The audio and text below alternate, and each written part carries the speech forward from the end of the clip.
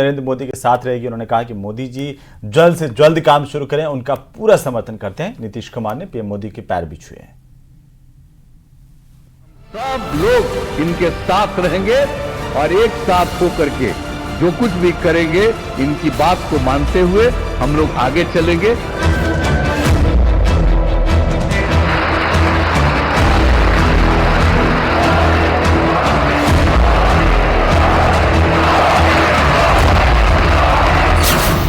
NDA के बैठक में नीतीश कुमार और पीएम मोदी के बीच जबरदस्त केमिस्ट्री दिखाई दी। नीतीश के मन में मोदी का ये सम्मान सबने देखा। सबके सामने एनडीए की बैठक में नीतीश कुमार ने पीएम मोदी के पैर छुए।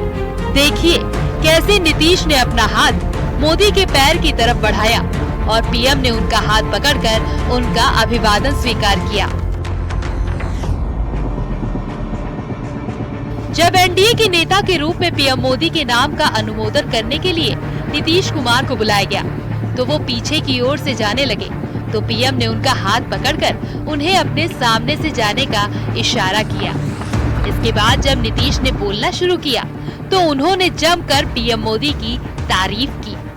हमारी party Janata Dal United, Bharatiya Janata party संसदीय दल के नेता आदरणीय श्री नरेंद्र मोदी जी को भारत के प्रधानमंत्री पद के लिए समर्थन देती है और ये बहुत ही खुशी की बात है। 10 साल से ये प्रधानमंत्री हैं और फिर प्रधानमंत्री होने जा रहे हैं और इन्होंने पूरे देश की सेवा की। अब पूरा भरोसा है कि जो कुछ भी बचा है अगली बार ये सब पूरा कर देंगे। नीतीश की बातें सुनकर पीएम मोदी के चेहरे पर मुस्कान दौड़ गई। नीतीश भी मुस्कुरा रहे थे और नरेंद्र मोदी भी। ये मुस्कान आज विपक्ष को पसंद नहीं आई होगी। नीतीश ने भरोसा दिलाया कि वो और उनकी पार्टी पूरी तरह पीएम मोदी के साथ है और उन्होंने सियासी अवसर तलाश रहे विपक्षी की सारी उम्मीदों पर पानी फेरते हुए साफ साफ कह दिया कि विपक्ष के लिए दिल्ली अभी दूर है।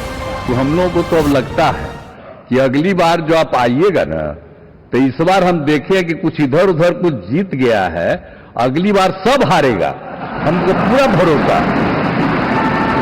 ये सब बिना मतलब का बात बोल बोल करके क्या किया है? और ये सब कोई काम किया है? उन लोगों ने आज तक कोई काम नहीं किया, देश की कोई सेवा नहीं की है। लेकिन आपने इतनी सेवा की है और उसके बाद इस तरह से हुआ है, तब इस बार फिर जो मौका मिला है तो इस मौका के बाद आगे अब उन लोगों के लिए कोई गुंजाइश नहीं रहेगा, वो सब खत्म हो जाएगा। अपना संबोधन खत्म करने के बाद जब नीतीश वापस अपनी सीट पर पहुंचे तो उन्होंने पीएम मोदी के पैर छुए तो पीएम ने उनका हाथ पकड़ लिया। पूरा हॉल तालियों और मोदी मोदी के नारों से गूंज उठा। नीतीश और पीएम मोदी के बीच ये अंडरस्टैंडिंग आने वाले 5 सालों के लिए मजबूत सरकार की ओर इशारा कर रही है। Bureau report, news 18।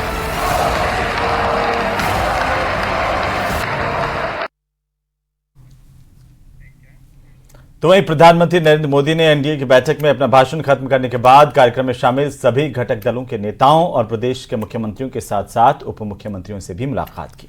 इस दौरान प्रधानमंत्री नरेंद्र मोदी ने यूपी के मुख्यमंत्री योगी आदित्यनाथ की पीठ भी थपथपाई।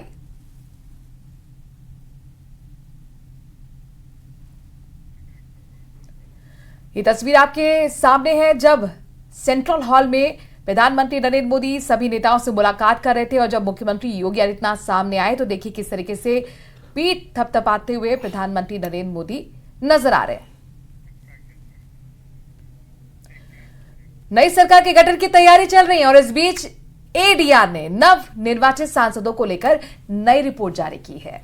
तो 543 विजेता प्रत्याशियों यानी कि नव निर्वाचित सांसदों के हलफनामों के आधार पर ये रिपोर्ट एडीआर ने तैयार की है और इसमें करोड़पति, आपराधिक रिकॉर्ड और साक्षरता को लेकर के क्या कुछ कहा गया है, इस खास रिपोर्ट में देखिए।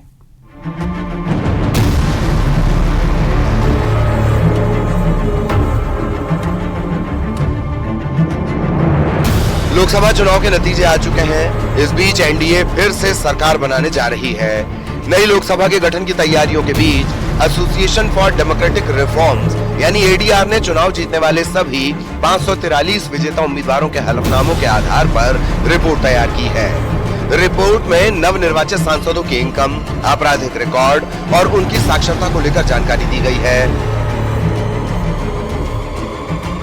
रिपोर्ट के मुताबिक 543 नवनिर्वाचित सांसदों में से 504 सांसद करोड़पति हैं। पॉलिटिकल पार्टीज को लेकर बात करें तो बीजेपी में सबसे ज्यादा विजेता करोड़पति है। वहीं 99 सीट पर कब्जा करने वाली कांग्रेस दूसरे नंबर पर है। कांग्रेस में कुल 92 करोड़पति हैं। 3 सबसे अमीर नवनिर्वाचित सांसदों की बात करें तो गुंटूर लोकसभा सीट से जीत दर्ज करने वाले डॉक्टर चंद्रशेखर पेम्मासानी धनवान हैं। उनके पास 5,705 करोड़ की संपत्ति है। दूसरे नंबर पर बीजेपी के कोंडा विश्वेश्वर रेड्डी हैं। इनके पास 4,568 करोड़ की संपत्ति है। कोंडा विश्वेश्वर रेड्डी ने तेलंगाना के चेवेल्ला सीट से जीत दर्ज की है। तीसरे नंबर पर बीजेपी के नवीन जिंदल हैं। उनकी संपत्ति 1,241 करोड़ है।